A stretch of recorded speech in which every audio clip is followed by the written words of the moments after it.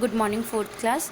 बेटा हम लोगों ने हिंदी रीडर में चैप्टर नंबर 5 पढ़ा था, जो हमारा था राष्ट्रीय वृक्ष बरगद, जिसमें हमने बरगद के बारे में बहुत सी बातों को पढ़ा था। ठीक है, तो एक बार मैं आपको चैप्टर रिवाइज़ करा देती हूँ, फिर मैं आपको होमवर्क बता दूँगी आपका। ठीक है, देखो इस चैप्टर में हमने बरगद के बारे में पढ़ा था कि ये हमारा राष्ट्रीय वृक्ष है, यानी नेशनल ट्री है।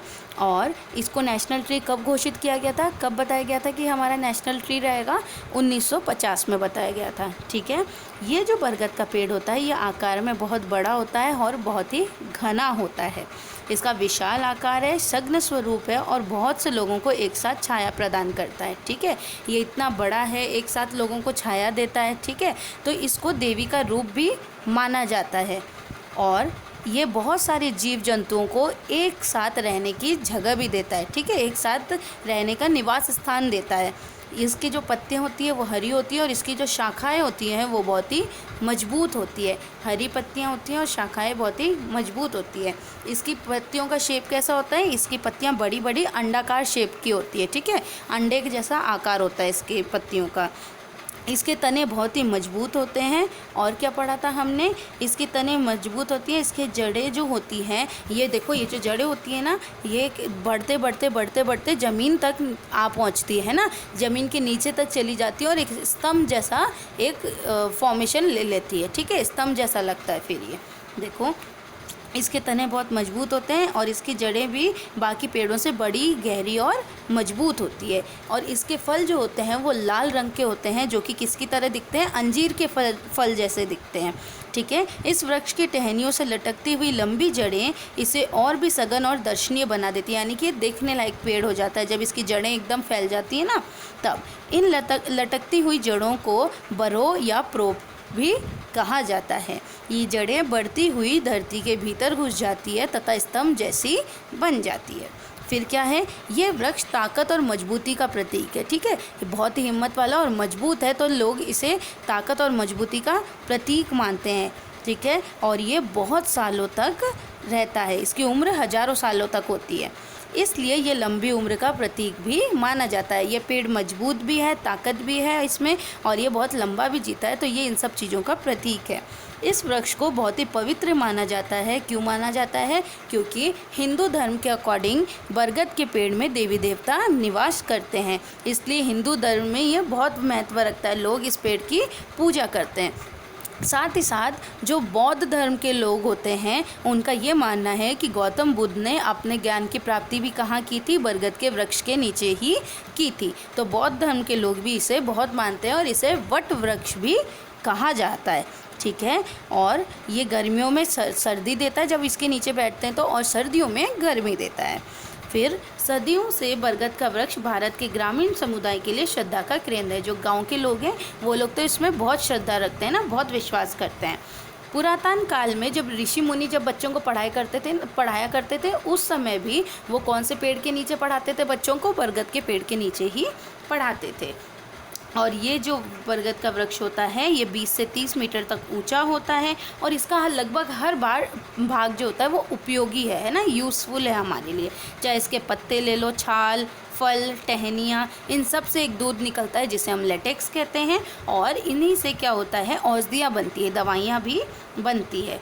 इसके पत्ते और फलों से कई प्रकार की दवाइयाँ बनती है जो कि बीमारियों में मदद करती है। जब बीमारियाँ हो जाती है अगर हमें, तो वो हमें ठीक करने में हेल्प करती हैं।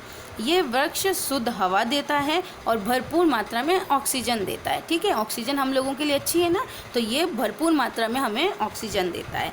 इस प्रकार ये वृक्ष हमारी संस्कृति तथा धर्म से जुड़े होने के साथ साथ, धर्म से कैसे जुड़ा है? क्योंकि हिंदू और बौद्ध धर्म के लोग इनको मानते हैं ना, बरगद के पेड़ को बहुत मानते हैं, तो ये संस्कृति से तो जुड़ा ही है, साथ ही साथ ये हमारे स्वास्थ्य के लिए और हमारे जीवन के लिए भी बहुत इम्पोर्टेंट है, तो ये हमारे स्वास्थ्य और जीवन से भी जुड़ा हुआ है। ठीक है, ये हमने इस पेड़ की खूबियाँ पढ़ी थी। अब मैं इसके शब्दार्थ बता देती हूँ। ये शब्दार्थ आपको अपने नोटबुक में कंप्लीट करना है। ठीक है, ये आपका होमवर्क है। राष्ट्रीय मतलब देश का, विशाल मतलब बहुत बड़ा, निवास स्थान मतलब रहने की जगह, स्तंभ मतलब खंबा।